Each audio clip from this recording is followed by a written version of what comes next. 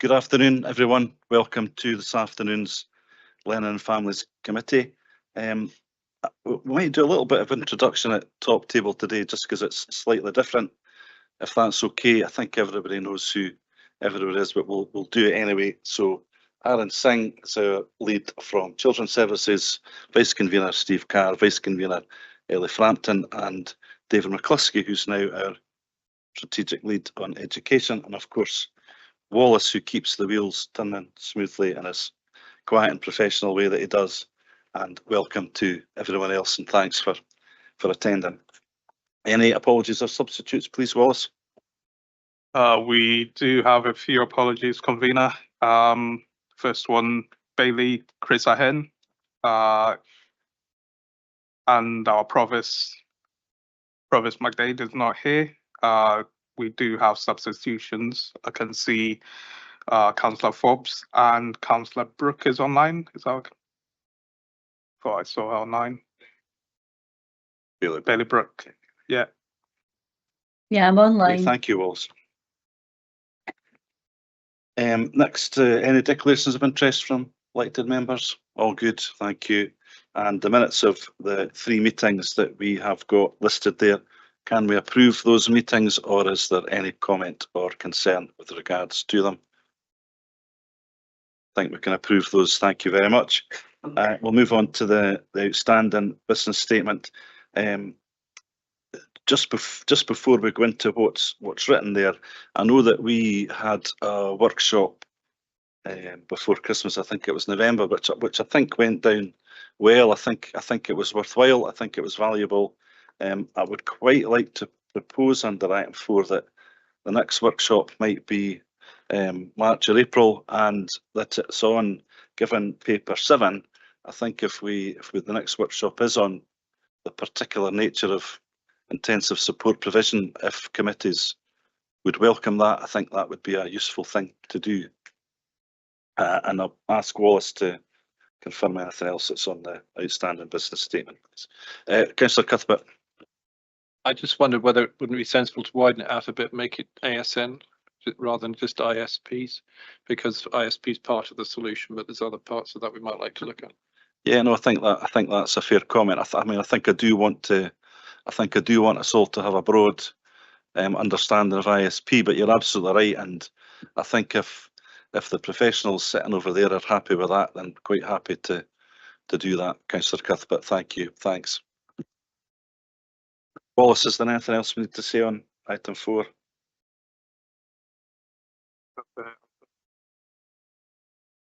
I think there was a report that we agreed would come back annually. I think that was agreed. I think there was also an update in terms of CAMHS waiting times across Perth and Kinross.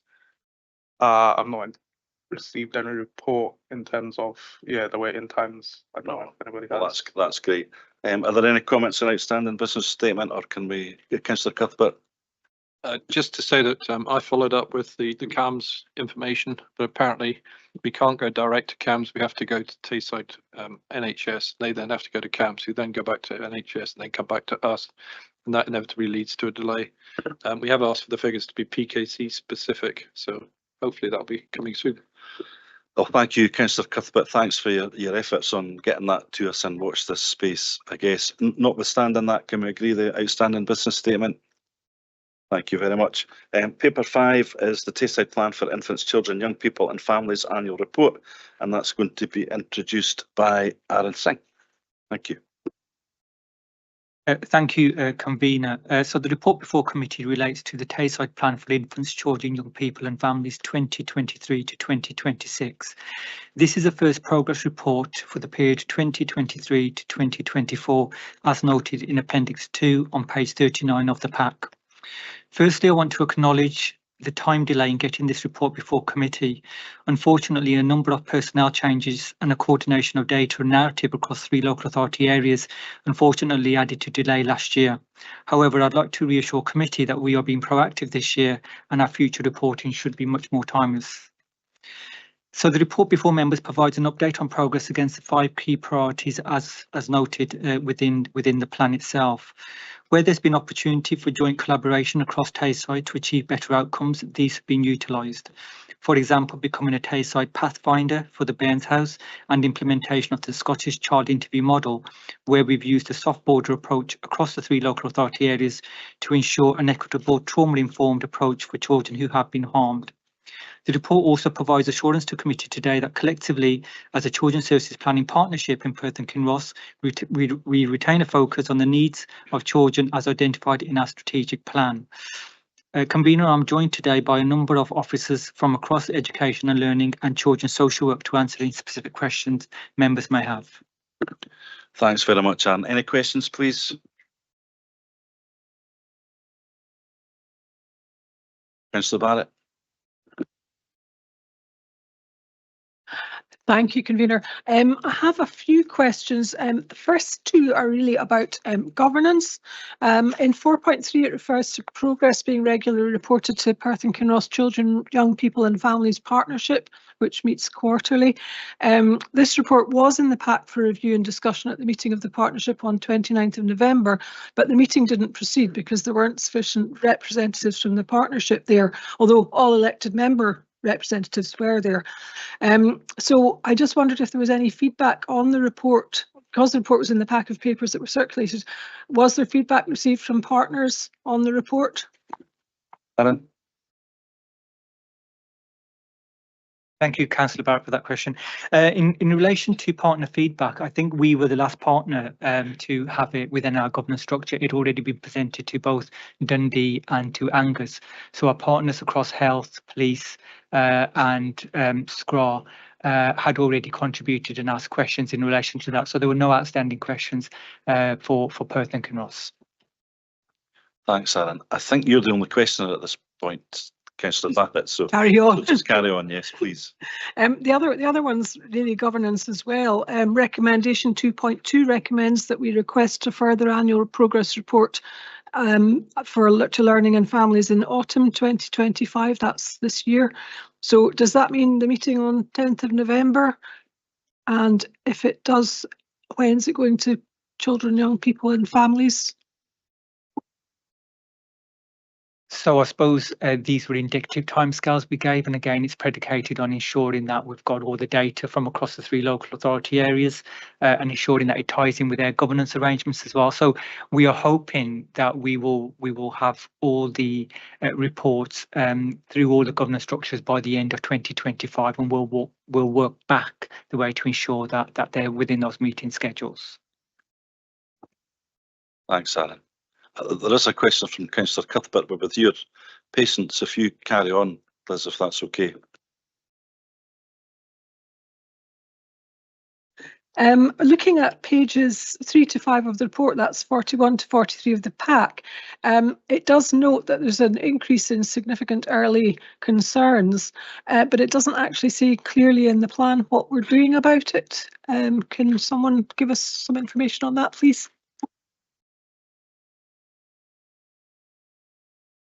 Yep, Sharon, do you want to take that one? Thank you. Hi.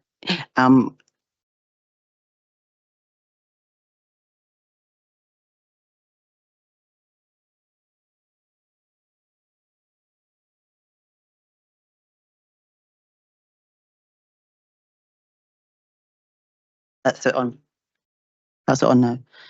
I'm not clear which concerns we're talking about, because there's 2 sections.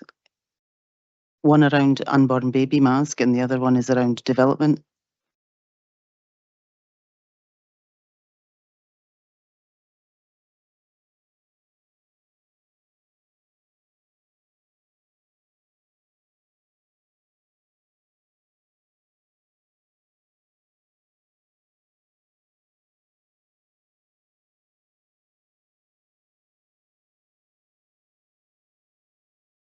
Thanks, Councillor Barrett. Sharon?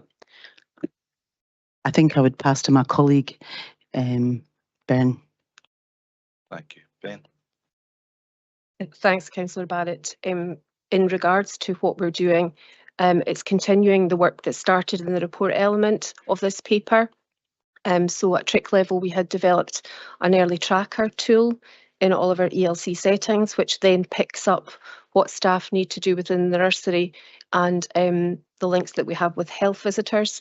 We'd also developed a health visitor pathway, which is now shared across all of the TRIC local authorities. So that these were the two pieces of work that we started because of that data. There continues to be issues around about data, and for Perth and Kinross, we're developing our community champions, particularly to target our specific difficulties with language and communication. So hopefully that gives some reassurance.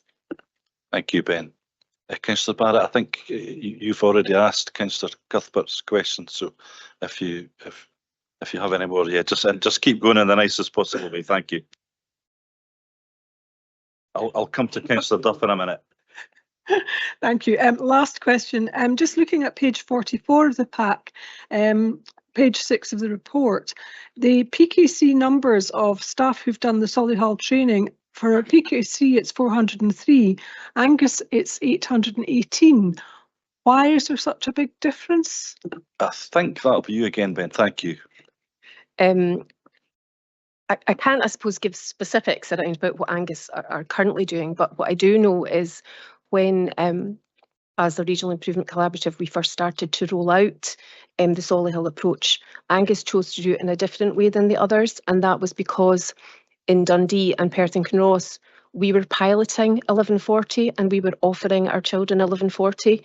Angus chose not to do that at the time, and they chose to prepare their staff with training, and so they trained all of their staff in one fell swoop, and therefore I would imagine that that's why they've got the higher rates that we have. But to be specific about what we're doing here, we offer training monthly, we offer training on insects, and we're actually just about to roll out a whole school approach to Kinross High School, so our numbers will be increasing over the next period of time. Thank you, Ben. Yeah, of course. Maybe if in the next report, could we maybe know what percentage of take up we've got? That would be useful. Thank you. Thanks, Councillor Barrett. Councillor Duff. Thanks, Convener. My question is on page 47 of the pack, which is it talks about evidence of engagement and involvement of fathers or those in the fathering role in children's health, education and children's plans. So on page 47, there's some information there about Perth and Kinross, but I just wonder what sort of measures have been taken to try and increase male participation in this area. Thank you. I think you're on again, Ben, are you? Please. So the parenting and family learning team have been targeting fathers specifically. When referrals to come into that team, it's usually the mother that interacts, but they've been proactively making sure that fathers are engaging more, and so they have been offering evenings as early as they can and Saturdays, and the Saturday sessions have certainly been much more accessible for fathers to engage, and we have seen increasing numbers. I think it's 34% increase, and we will continue to do that. Thank you, Ben. Thanks, Councillor Duff. Councillor Cuthbert. Thank you. I think I will ask my question. I'm just wondering, is there any way we can bring this paper back to the August meeting rather than the November one? I don't know what the timescales are like, but you sort of mentioned that you were on it already or looking at it. I'm just concerned because we're kind of retrospective and a bit behind already. I mean, I suppose one of the challenges with that is because it's going to run up until the end of March, so it's an April to April report. It depends on, sometimes there could also be delays in terms of getting the data, particularly around education for education colleagues, if it's in relation to an academic year. So sometimes that can just spill into an August timeframe. And again, it's about pulling all that together within a format. But we will bring it at the earliest opportunity that we can once it's been through those arrangements. Thank you, Aaron. Thanks, Councillor Cuthbert. If there are no more questions, given that Councillor Duff, sorry. It's just a question about clarity. On page 72, there's a couple of tables, as maybe it's 72, 73, chart 3. Talks proportion of school leavers achieving one or more passes at SQF level 5. And if we look at the the 3 years for Perth and Kinross. It's dropped from 27.9 down to 16.5. But in the narrative, in the paragraph below that, it talks about the poverty-related attainment gap, and it says the gap decreased by 7.1 pp. Forget what that exactly is, but anyway, it sounds as though that's a positive. You know, the gap decreased by 7.1. But my interpretation of the graph would be that that's not a positive. This is a negative, that we've dropped from 28%, if you like, down to 16.5%. It's just the text doesn't seem to fit the. Fair Yeah. question. And I think it's the same in the one below it in chart 4. David? So first thing to say is, having not written the text, I kind of agree it's not that clear, to be honest, Councillor Duff, but it is a good thing because it's about that gap between the most and the least affluent who are leaving. With that, so for example, in chart 3, it's one or more pass, it's CQF level 5. So we've worked really hard to maximise the number of school leavers that we have that leave with one national 5 or equivalent at least before they go. And I think that's important to say, it's at least. So most of those efforts, because you know it tends to be that in your quintile 5, you know you're looking towards 90% who are leaving with 1 at level 5. So if you make improvement, it tends to be with your least affluent group who might easily kind of disappear off without those qualifications, or leave at the end of S4, maybe having only attained level 4 qualifications. So if we're able to reduce that, that's really positive for us. And you know, indeed in 2021 we weren't in a very good place compared to our colleagues in Angus and Dundee, but because of some kind of proactive work, we've managed to make that better in 22-23. Expectation is when we get the data out, usually about mid-February, for last year's leavers, that'll be further improved. Perhaps it is then in the way that the description of the text needs to be looked at. Thank you. Thanks, Councillor Duff. If there are no more questions this time, and given the amount of work that Councillor Frampton puts into this area, I'm going to ask Ellie to move the paper, please. Thank you, Convener. The Tayside Plan shows the opportunities for collaboration across Tayside on addressing shared priorities in relation to infants, children, young people and families. No single agency can address the challenges noted in the plan in isolation, but by working together, services are able to make best use of the resources they have and target them to those most in need. The Annual Progress Report 2023-24 recognises some of the really challenging circumstances our children and families are experiencing. Whether that be due to the continued impact of the pandemic or cost of living crisis, and how services across the partnership have sought to address the 5 priority areas. Working from a rights-based approach, our commitment is clear to children, young people and families that we will work alongside them to make things better and take control of their lives. By using the GIRFEC framework, staff across the partnership are ensuring that the response is a proportionate and children and families are involved in decisions about their lives. I am confident that our child protection response is keeping the child at the centre too. Committee is asked to note and endorse the annual report, and I am happy that we move to do so, and hand back to Convener to second the report. I'm happy just to formally second. Thanks, Vice Convener. Any comment? Or can we agree with the report? Thanks very much. We will now move on to item 6, which is the future of the City of Perth Early Childhood Centre. And I think, David, you're going to introduce that. Thank you. Yeah, thanks, Convener.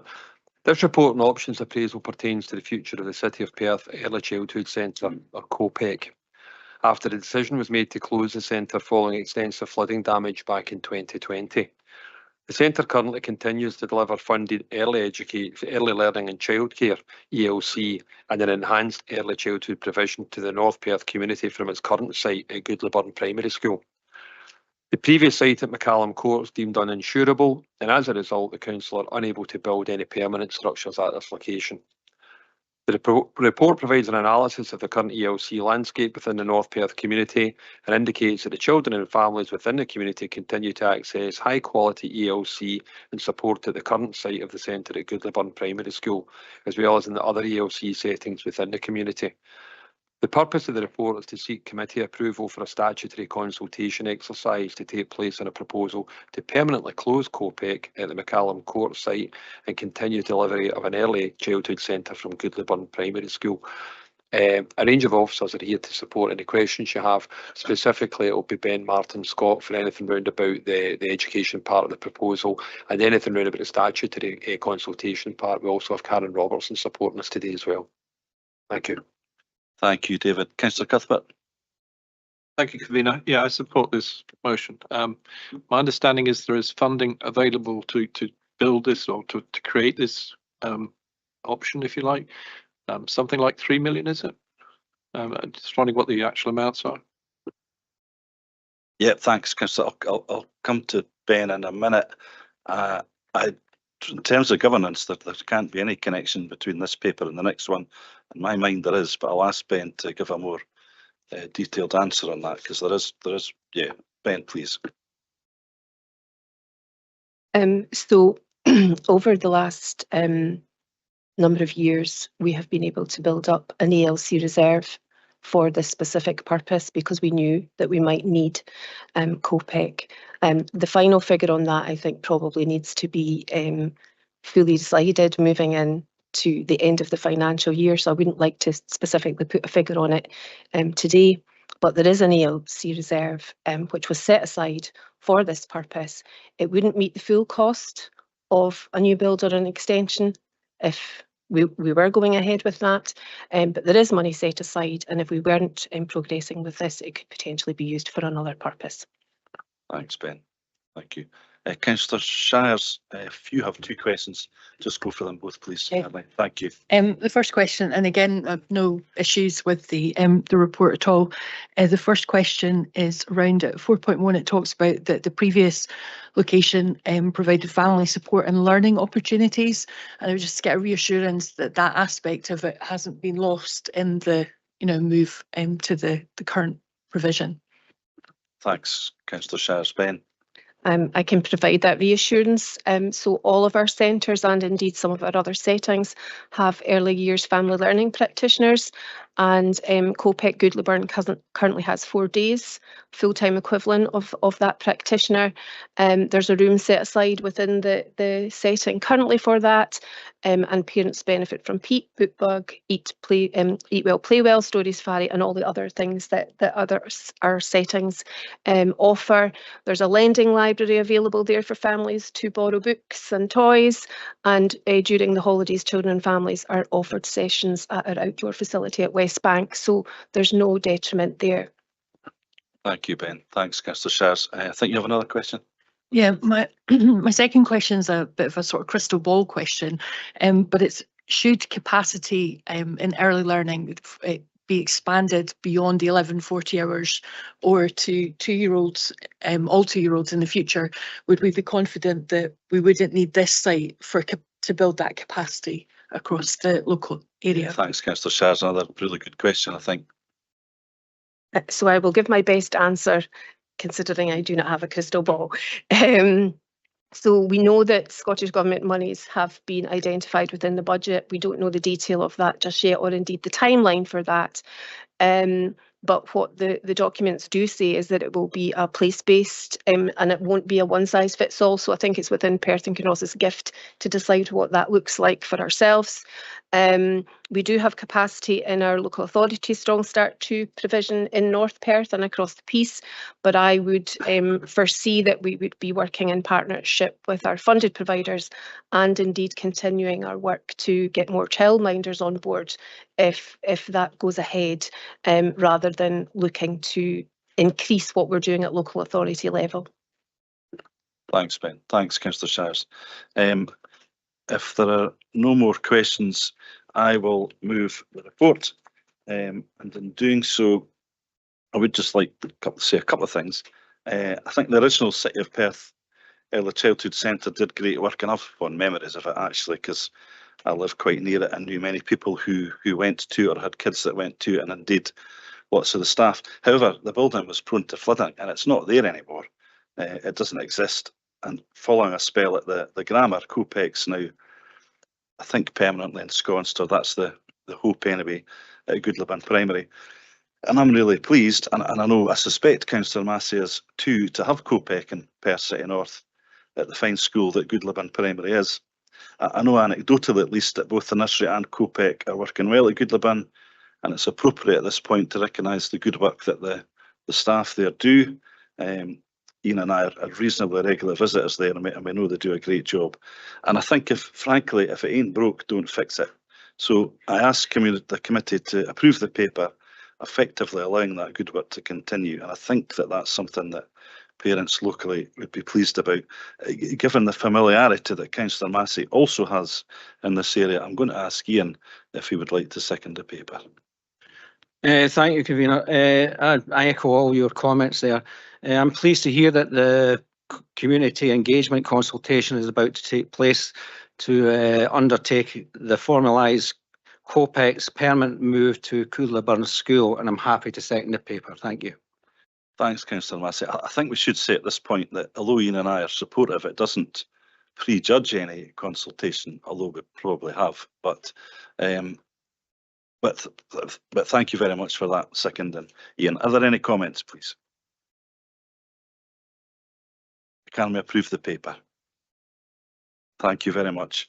We move on to paper 7, which I think is a really exciting paper, actually, and I'm going to ask David to introduce it, please.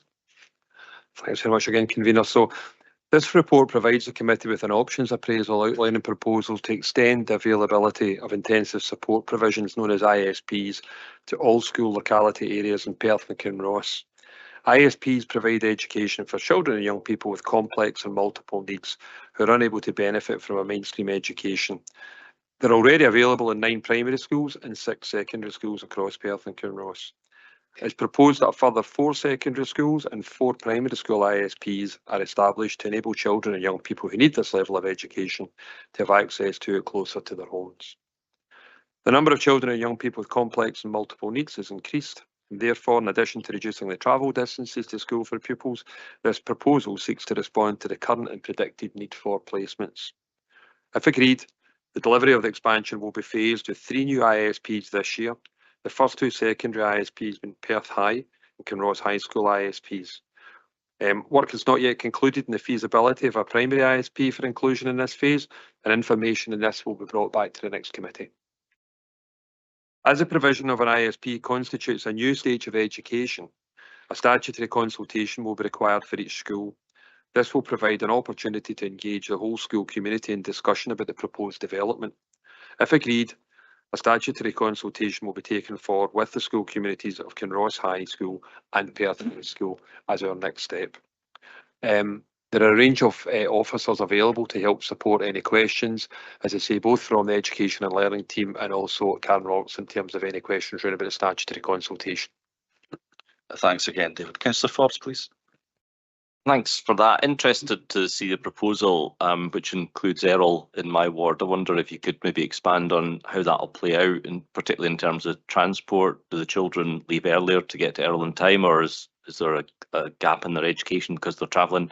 And what would that do to our school transport budget? Thanks. Sorry,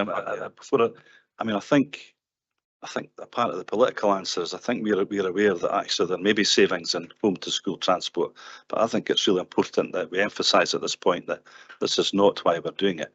We're doing this to educationally benefit our children who have an additional support need. But I think the short answer is that there probably will be savings as a consequence of that, but it's not why we're doing it. I just wanted to make it clear that wasn't the point I was making. Errol's in my ward. I was just genuinely interested in the impact it'll have on the council and Errol. Yeah, no. So there was no intended the Machiavellian thing that I was suggesting you had either, Councillor Forbes. If I did, I apologise. That wasn't what I was trying to do. So I've got a range of information here, but I think what I'm going to do is defer to Fiona Mackay, who's got the detail you're looking for, given it's in your ward, and that's exactly what you were looking for. So I'm going to pass it over to Fiona. Thank you. as you'll know, Errol Primary School already has an ISP with one class in there. That class already has a number of children who are transported to the school from other areas. We appreciate that that is not ideal, and that is partly why we were looking to bring forward this paper. The solutions for some of our school areas, for primary school areas, are more problematic because of the capacity within our primary schools to be able to accommodate an additional ISP. So the increase in the provision within the Errol ISP to 2 classes would be a short-term solution that would support children to stay together as part of their own community, if you like, so they're travelling and educated with others from their own community. But it would be a bit of work that we will look to have for as short a period of time as possible, with a view to having a localised solution in the longer term. Is that helpful? Yeah, thank you. Thanks for what should emphasise was an entirely appropriate question, Councillor Forbes. Councillor Freshwater, please. Yeah, thanks very much, Convener, and good to see this paper coming forward, because I know it's an issue that's been raised in relation to Kinross, certainly. It was just a question in relation to section 9 of the appendix 1, looking at the location and the phase. It's sort of two-pronged, the question. Sure, if we can hear you, Councillor Freshwater. Oh dear. Sorry, can you hear me now?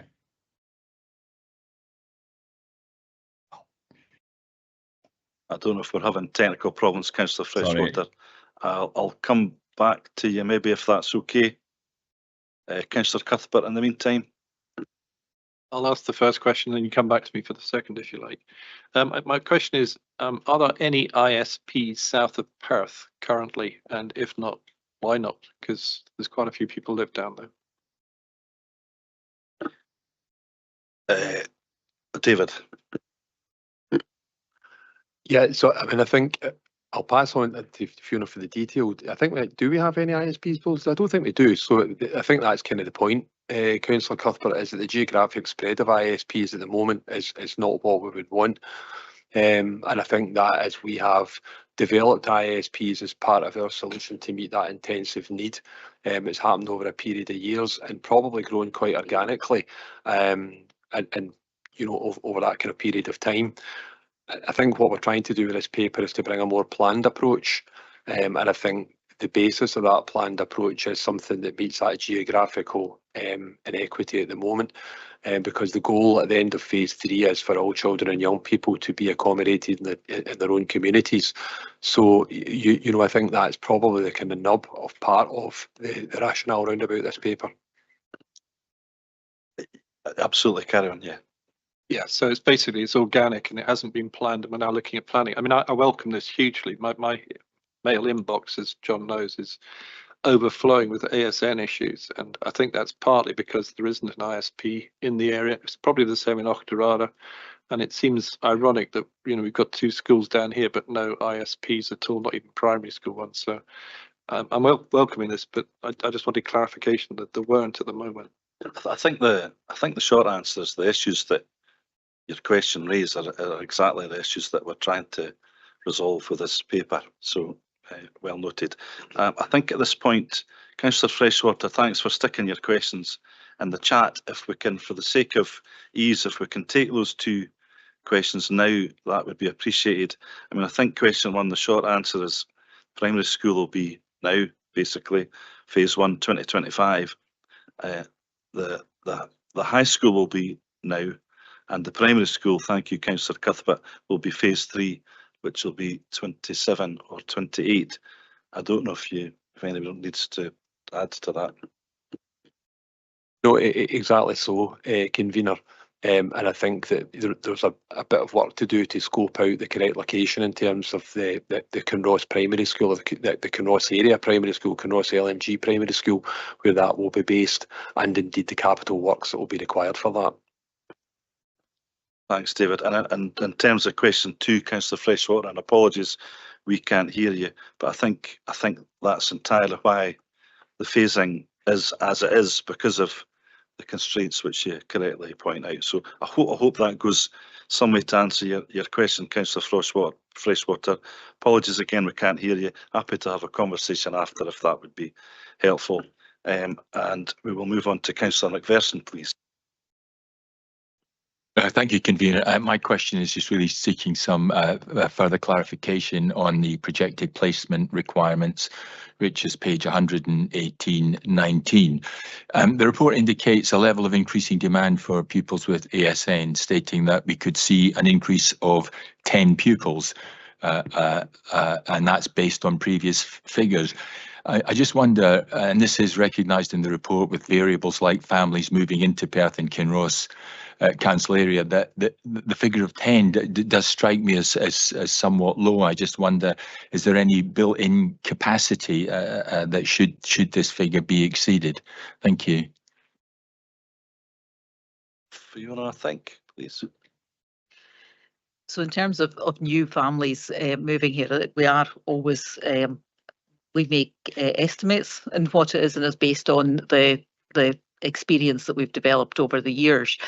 So that's what we see as an average, but there will always need to be capacity built in terms of movement, and that, I think the proposal that we're bringing to you allows us to do that, not just in the areas where that will have new ISPs, but in terms of rationalising the number of young people and children that are placed in other ISPs across different parts of Perth and Kinross at this moment. So it is hoping to help to alleviate some of the pressures there. Thanks, Fiona. Thanks, Councillor Macpherson. Councillor Stewart, please. Thank you, Convener.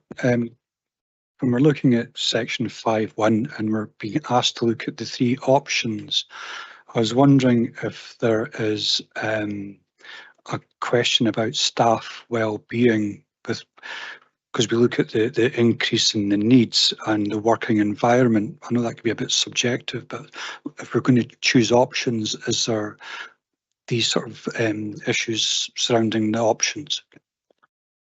Thanks very much, Councillor Stewart. I'll come to Fiona in a minute, but I think that's a great question. I think we've always been aware that you need to care for the carers, if that's not too simplistic a way of putting it. But Fiona, please. Yes, I mean, you're absolutely right. It's that supporting children with additional support needs that are very complex is a challenging job to undertake, but that job becomes easier if we can ensure that our staff are as skilled as possible in terms of what they are undertaking, because that helps to reduce the dysregulation of children and supports them to be much more settled within their environments, and then it allows for them to engage in their learning, which then becomes very positive and reinforcing for staff in terms of the impact that they're having within their profession. So I think that there are obvious challenges, as there are within any setting, in terms of supporting staff wellbeing, but we do all we can to ensure that they are given the right amount of support and training to be able to manage that. Thank you, Fiona. Thanks, Councillor Stewart. Councillor Barrett, for your first question, please. Thank you. I just wanted to ask about page 125. Has it been confirmed that there's capacity in the new Perth High School for specialist ISP classrooms? David, please. Yeah, there's been ongoing work with the team at Perth High, and I'm aware that, you know, there's Perth High almost close to completion. So one of the things that we absolutely can't get in the way of is that move-in date for the school. So there's been ongoing work with the classroom, with the management team there, and appropriate classrooms have been identified there without the need for any additional build. So we're really grateful, actually, because, you know, the senior leadership team there have been very helpful in that, and that's because they see the need within their community as well. But in many ways we've been lucky, and also probably learnt from some of what we were talking about earlier on today about that kind of classroom design piece. So we factored into the build at Perth High the kind of accommodation you would want when meeting enhanced and intensive need anyway. So yeah, the short answer is yes to that. Thank you. Good. Thanks, Councillor Barrett. Thanks, David. And at this point, my thanks go to Councillor Massey, actually, for raising this issue quite early on in our conversations, and so it was nice to be satisfied that we were all good in that matter. Councillor Duff, please. Thanks very much. From the reading of the report, it suggests certainly that phases 1 and 2, if not all of it, can be done within existing resources plus Scottish Government funding. Can I just ask, is the Scottish Government funding in place? How much is it and what's our share of that? David, please. So Scottish Government funding is in place in the sense that it has been pledged. So it's £28 million that's been pledged. I think our share of that will be somewhere around £700,000.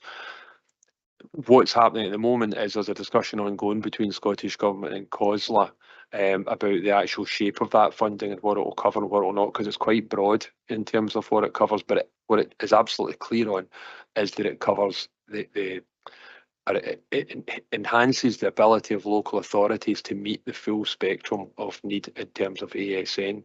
So some of the things that are explicitly mentioned are, for example, the upskilling of practitioners, teachers, interventions, but there is something about resource in there as well.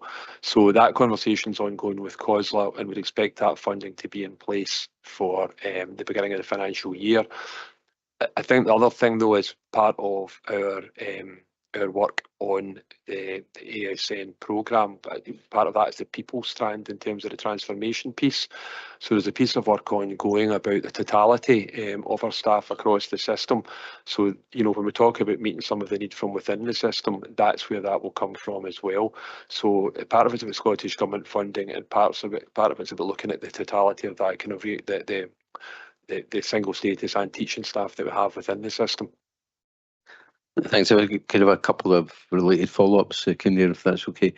In relation to the funding, then, does it include capital funding of any sort? No, it doesn't.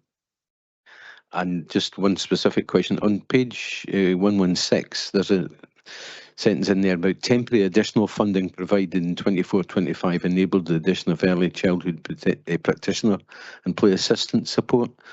When does that funding cease, and you know, are these posts taken into consideration in terms of the ongoing existing resources? Fiona, Ben, please. Thanks.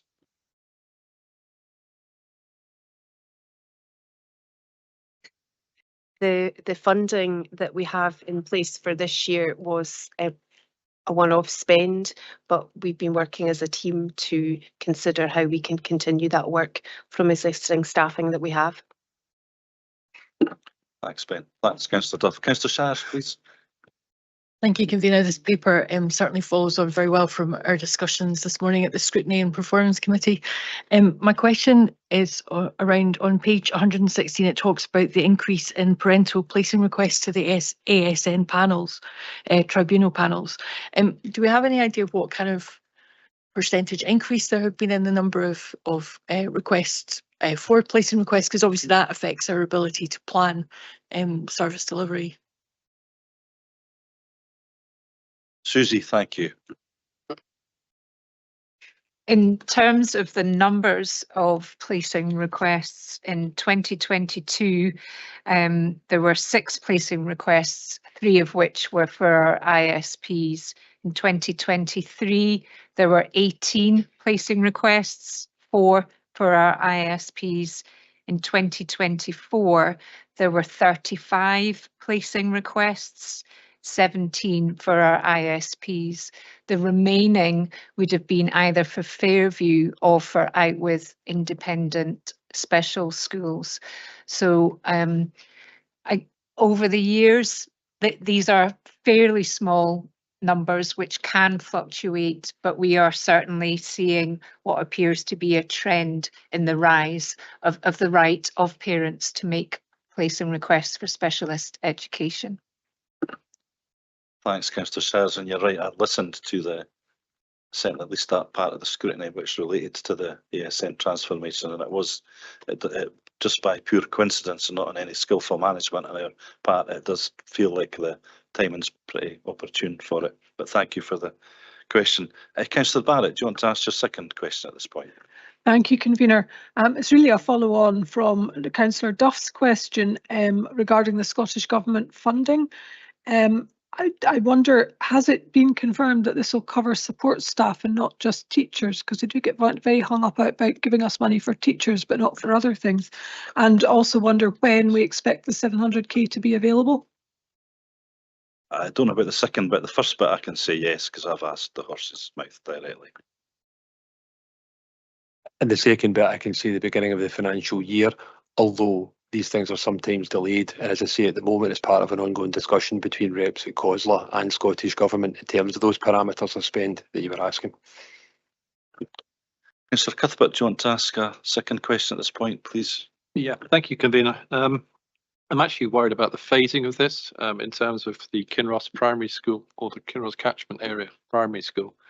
My understanding is the kids are being transported to Errol. There's quite a large number of them doing that.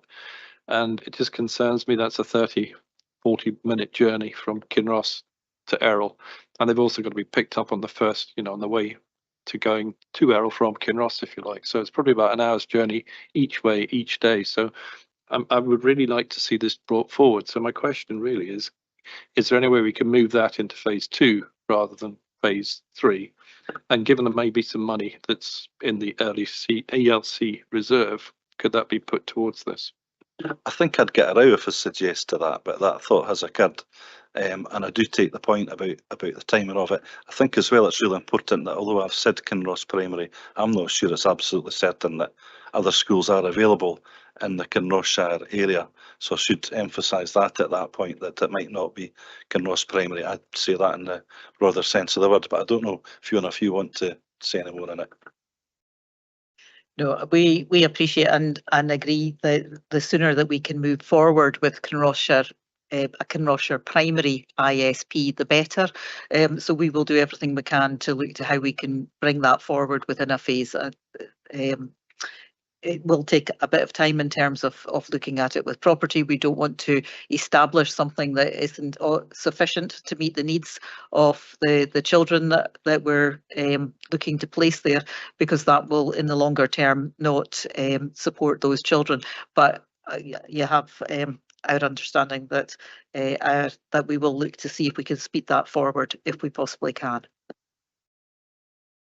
Dave?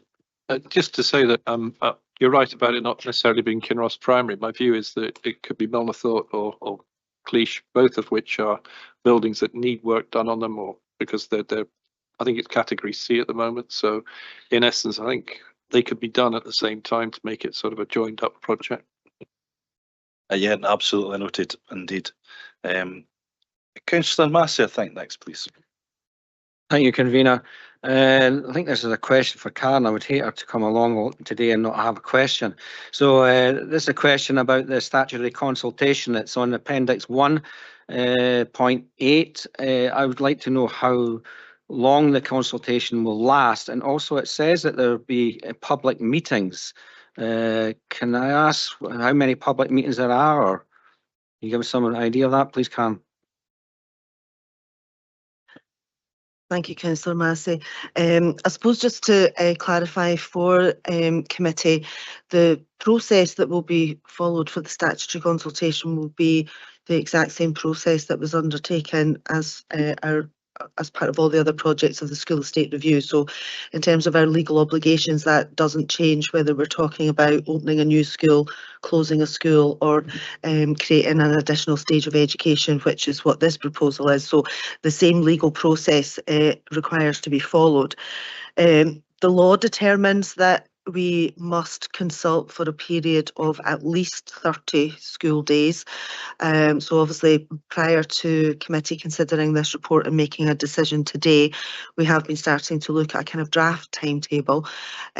So that is a requirement. So as soon as practically possible after today, if the decision is to agree this, then work needs to be undertaken on all the legal documentation that has to be published, all the notifications that need to go out to the legislative stakeholders that we must consult with to give them advance notification of when the consultation is starting. But within all of that documentation, it needs to set out the when and where the public meetings will take place. So because the proposals that we're talking about here relate to secondary schools.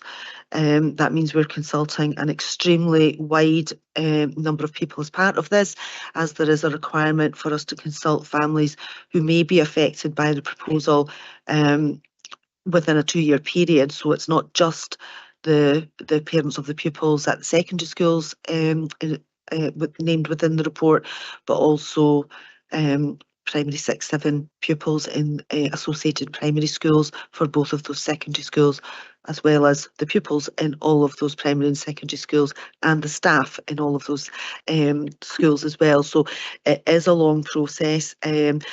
Us undertaking that consultation is not the end of that process. There is then a statutory involvement of Education Scotland to come in and review the council's proposal. They also go into the schools affected, do stakeholder work, focus groups, etc., and are required to publish a report.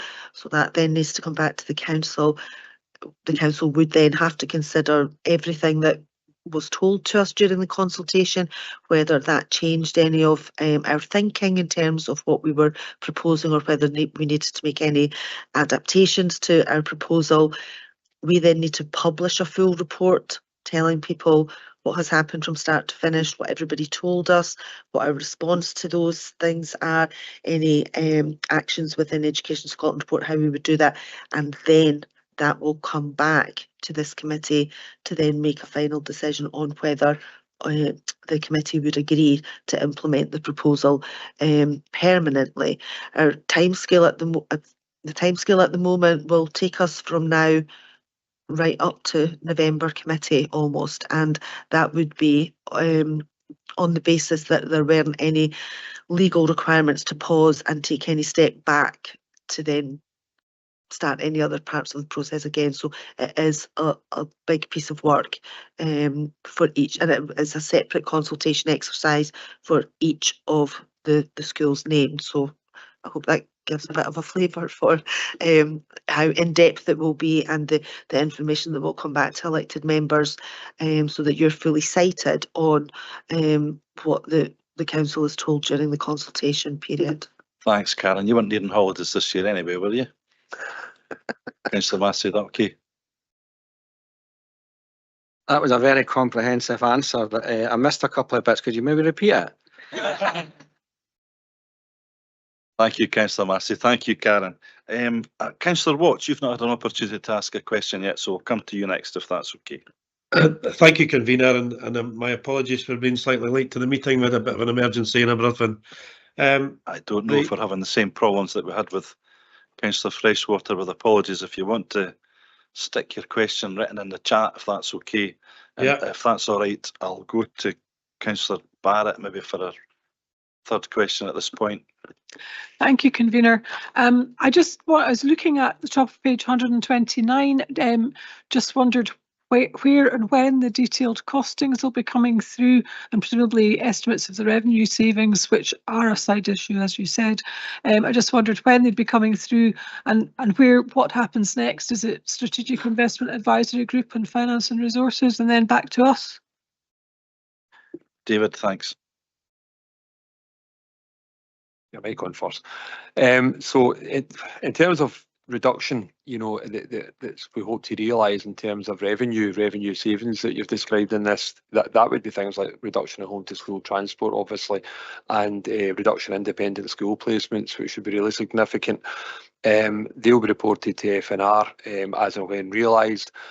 I think the kind of important thing to be clear is that, you know, that won't be immediate. That will take time for us to realise those savings.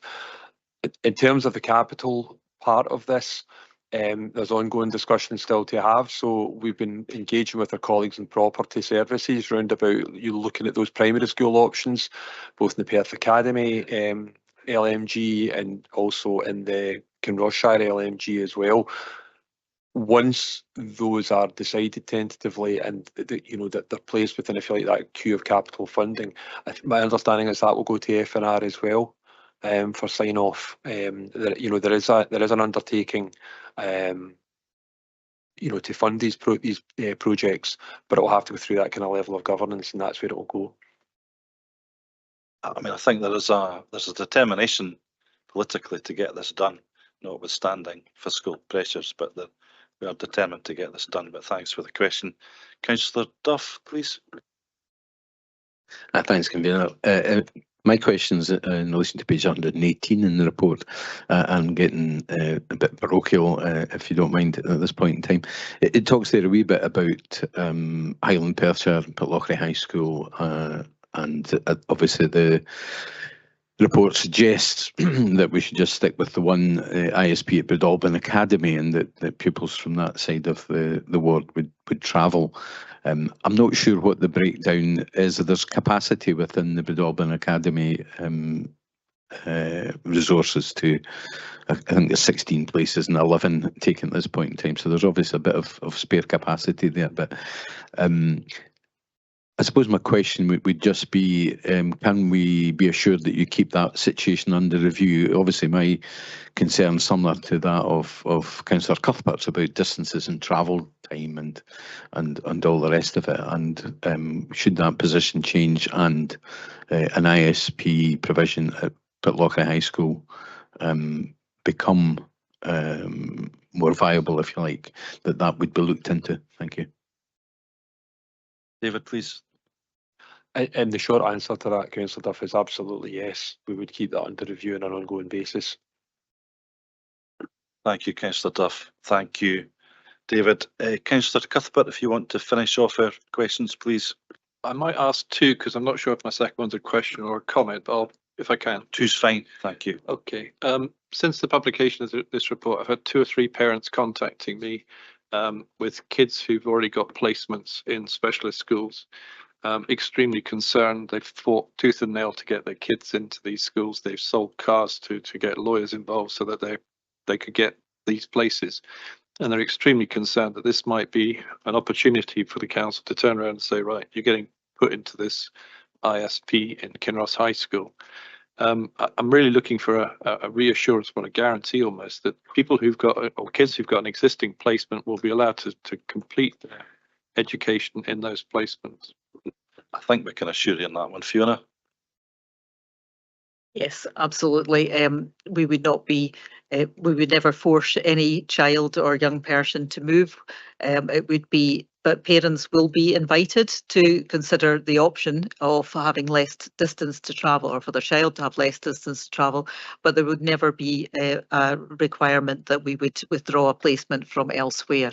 The intention really is to continue to build the intake of children in P1 and in S1 on an ongoing basis, but hopefully I think that a number of parents will also see the benefit of not having the travel distances. So we think that it will we will see some places being taken up by children at already established in school placements. Councillor Cuthbert. Thank you. I'll take that as a cast iron guarantee. Thank you very much. My next one is I'm not sure if it's a comment or a question, but I'll put it to you and then you can decide. In principle, I think these ISPs coming south of Perth, great, we need them, but I don't think it's the whole solution.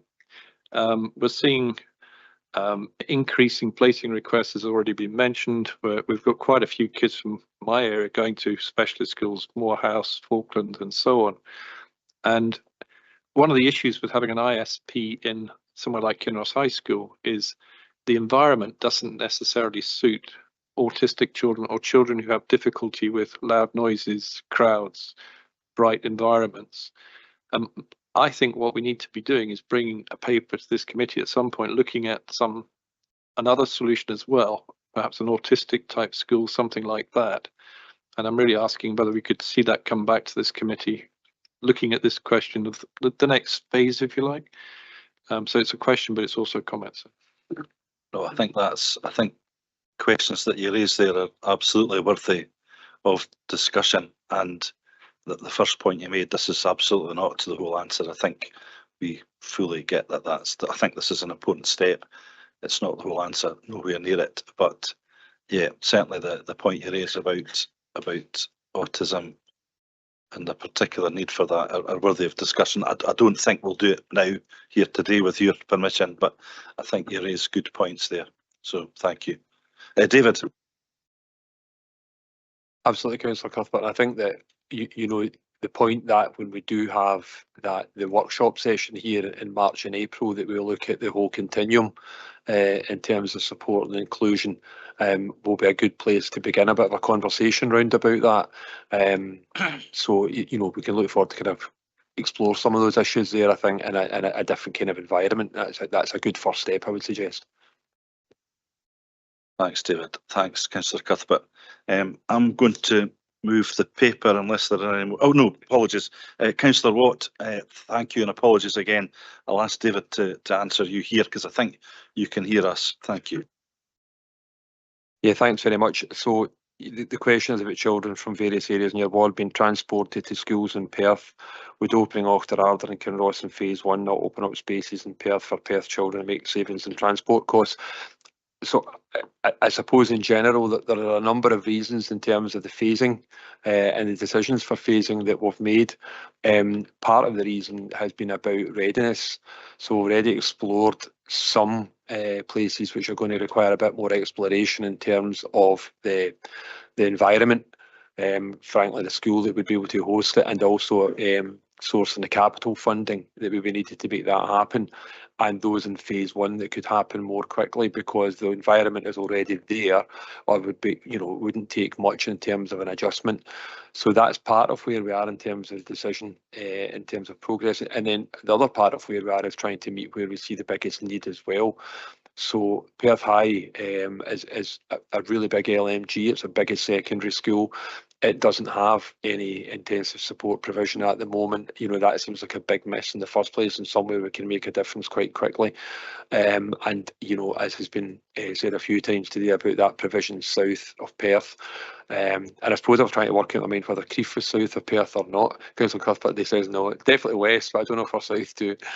But yeah, the fact that that provision south of Perth, you know, in Kinross High School, we do have, you know, we do have the environment there that we'd be able to quite quickly move something in. So, you know, I think in general, you know, what you hope to happen in phase 1 is for a wee bit of the pressure to be taken out of the system globally in terms of where people are attending currently and the overall capacity in terms of intensive support.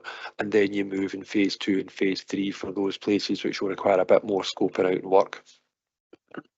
Thank you, David. Thanks, Councillor Cuthbert. Thank you, everyone, for some good questions there. Apologies again to Councillors Freshwater and Watt. The door will be open if you want to expand further any of those questions. I'm going to move the paper if that's okay. I do believe this is really good work. It's really exciting. I appreciate the efforts of all those that have been involved. It's always dangerous to name check people, but I think Sarah Stephen and Fiona Mackay deserve particular credit for this work, so thank you. We know it's not the whole answer. Of course, it's not even close, I suspect. We know that supporting our learners with an additional support need is complex and challenging. We know that we need to make sure that enhanced support, for example, in our mainstream continues to be done well. We know there are lots of other things that we need to do in the area, but we also know that inclusion is the key to all the things we speak about in this committee. Really, it's key to reducing the attainment gap. It's key to reducing violence and aggression in our classrooms, frankly. It's key in allowing space to deliver excellence. It's key to everything we do. So increasing our intensive support provision offer, making the offer more local, bringing a degree of consistency in the lives of our young learners who need support, and reducing travel time is absolutely the right thing to do, I believe. I think this is a very important step in the right direction. I'm pleased to move this paper. I'm going to ask Councillor Carr to second it, please. Thank you. I also welcome this paper and want to recognise the excellent work that's been put in by both those involved in putting it together and those that have brought it forward to us today. I've long argued for additional support in our schools and will continue to push the importance of the pupil support assistant and early childhood practitioners within the classroom. As John says, the content of this paper is a step in the right direction, but I'd like to think that it's so much more than that, a lot more than just a step. And on a personal level, I'm delighted to see that the Community School of Auchterarder will be benefiting from a through school ISP, and I'm happy to second this paper. Thank you, Vice Convener. Comments, please.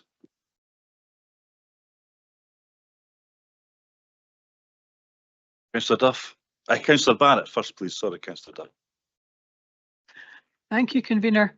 I would first just like to thank Sarah and Fiona and all the officers and teams who've been working on this paper and the options. I welcome this creative and realistic approach to improve our ISP provision across Perth and Kinross.